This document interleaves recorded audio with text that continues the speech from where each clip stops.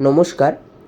আমি আজকে পথশিশুদের নিয়ে একটি কবিতা উপস্থাপন করতে যাচ্ছি। কবিতার নাম কলকাতার যিশু। লেখায় নীরেন্দ্রনাথ চক্রবর্তী এবং কণ্ঠে সৌমার গগৈন।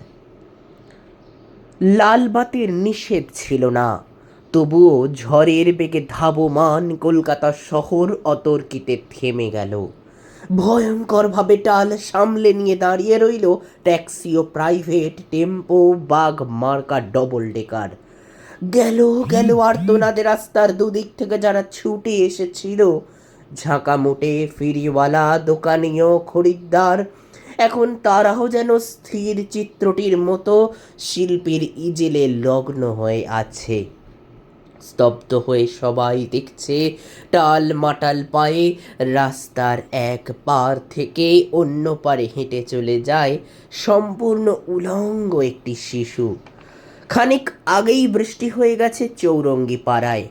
এখন রোদ্দুর ফের অতি দীর্ঘ বল্লমের মতো মেঘের হৃৎপিণ্ড ফুঁড়ে নেমে আসছে। মায়াবী আলোয় ভাসছে কলকাতা শহর।